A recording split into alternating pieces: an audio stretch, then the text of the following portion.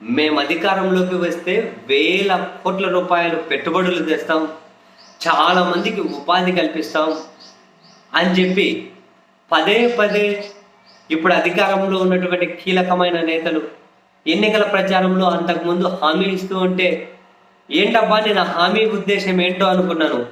ఈ 3 రోజుల సంక్రాంతి పేరు మీద జరిగినటువంటి జూదం, క్యాసినో, గుండాట, పేకాట, అది ఇది, పొట్టేలు, పందుల పందాలు అన్నీ, ఇవన్నీ చూసి ఆడ జరిగినటువంటి 3 రోజుల్లో చేతులు మారిన పందాలు అధికారికంగా తెలుగుదేశం పార్టీ అధికారిక పత్రిక చంద్రబాబు గారి రాజగురు పత్రిక ఏదైతే అంటారో ఆ పత్రిక వాళ్ళు రాసిన ప్రకారమే ఒక్క తూర్పు గోదావరిలో 2,500 కోట్ల రూపాయలు,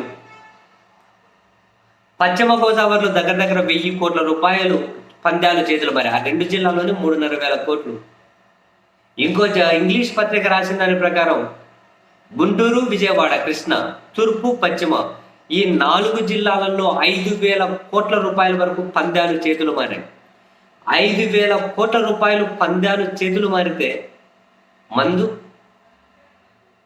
తిండి, రకరకాల పార్కింగ్ ఫీజు, అది ఇది ఇవన్నీ అంటే దగ్గర 7 నుంచి 8,000 కోట్ల రూపాయలు డబ్బులు చేతులు మారినాయి ఈ 3 రోజుల్లో.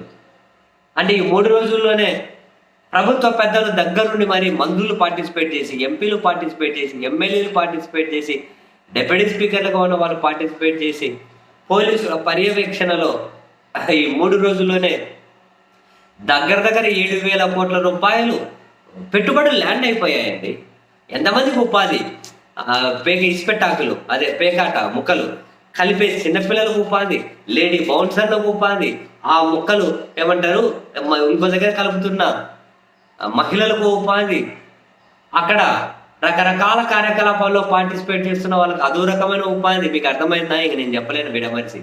రకరకాల కార్యకలాపాలు మంచిగా కానీ తక్కువేం లేదు. దబిడే అవేం తక్కువ లేవు. ఎంతమందికి ఉపాధి? బెల్ట్ షాపులు పెట్టుకున్నోడికి, బెల్ట్ షాపులో మందమ్మినోడికి, ఆడికి ఏమన్నా కనుక రకరకాల చిన్న చితక కారంపూస దగ్గర నుండి శనగిత్తనాలు, అదే పల్లీలు అవి అమ్ముకున్న దగ్గర నుండి ఇక పైన వరకు అందరికి ఎంతమందికి ఉపాధి? అబ్బా ఏం మామూలు విషయమా? 3 రోజుల్లో 1,000 కోట్ల పెట్టుబడులు తెచ్చి ఏకంగా అది ల్యాండ్ అయిపోయింది. రేపో మాపో ఎవరో ఒకరు వచ్చి అంటారు చూడండి, మీరు చూడండి ఎవడో ఒకటి వచ్చి అంటారు, ఏం జగన్ నీ చేత అయిందా? 3 రోజుల్లో 1,000 కోట్లు ఎంతమందికి ఉపాధి? మమ్మల్ని చూసి ఇచ్చారు, నిన్ను చూసి ఎత్తారా వాళ్ళు అని చెప్పి అంటారు. మీరు చూడండి 1,000 కోట్లు ఆంధ్రప్రదేశ్కి వచ్చిందా లేదా?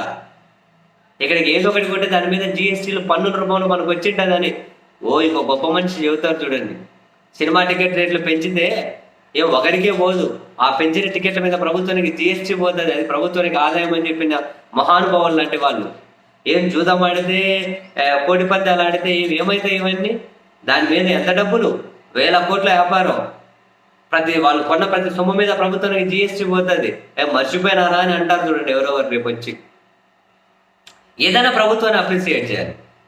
2-3 రోజుల్లోనే 1,000 కోట్ల రూపాయలు పెట్టుబడులు తీసుకురావడం మామూలు విషయమా? అద్భుతమైన